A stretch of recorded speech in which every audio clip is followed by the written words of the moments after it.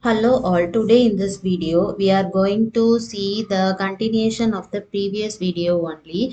Previously we worked with RNN with the dropout 0.05, then by using some learning rate, some user defined learning rate, and now without and also without dropout also we worked, without learning rate also we worked, and in this code we are going to just reduce the value of the dropout further, and we are checking whether we are having any improvements or not.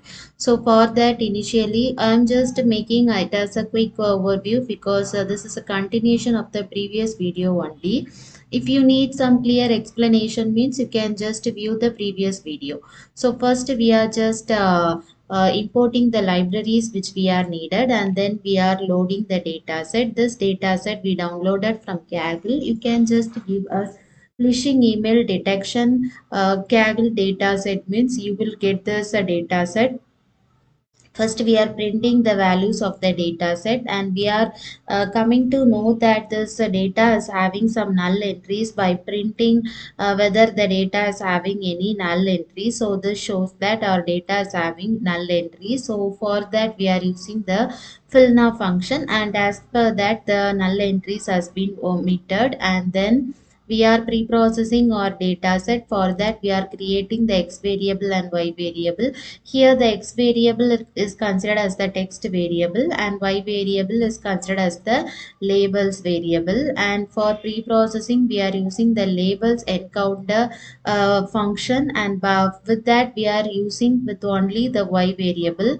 And then we are also, since y variable is the target variable, this is just an optional one. If you are interested means you can do.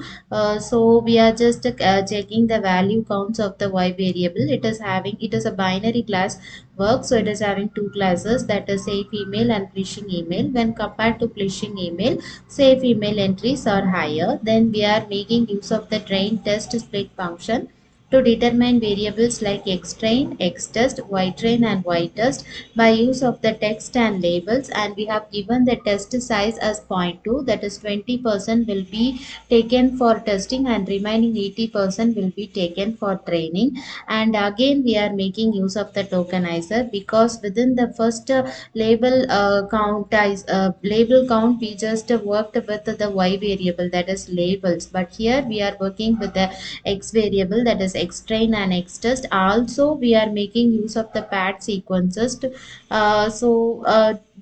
just pad sequences to an uniform length. Then first we are making use of the simple RNN function. So this is the layer contribution of it. It is using a sequential layer, embedding layer, then simple RNN, dropout, dense, and optimizer we are using as Adam, and there we have specified the learning rate as 0.01, and this is what, and we are training this model for nearly 10 approaches, and we are getting this accuracy. Here you may notice that when compared to this accuracy, validation accuracy is less only. So but for a better model, when compared to accuracy, the validation accuracy should be same or high. That only shows that the model is good.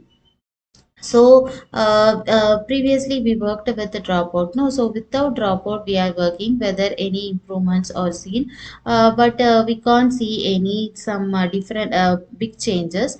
Same only we are getting. And also previously we worked with some Adam learning rate, so we have neglected the learning rate, and now we are checking whether we are seeing any improvements. In this case, we have seen some improvements with this validation accuracy. It is still not same as accuracy, but it is better when compared to the previous two models. Now again we are in this code we are working with some different dropout. That is, in the first work we would have worked with some 0.5 dropout rate, but in this case we are working with 0.4 dropout rate. All others are same only. Adam also we are not using the specified learning rate. Why? Because while specifying the learning rate we get some less validation accuracy only, but without specifying the validation learning rate we are getting some better validation accuracy. But we can also try with some improving or decreasing the learning rate. By that also we can achieve. So now you can notice that we are getting some less accuracy only, but also the validation accuracy is also less only, but still it's not good, but it's okay. So we have also made a comparison with all these models. So you may notice, so this is the comparison of every models. In the next video we will be working with LSTM, and also will make a comparison of only RNN and LSTM, and will make a conclusion that with which model is providing better results. Thank you.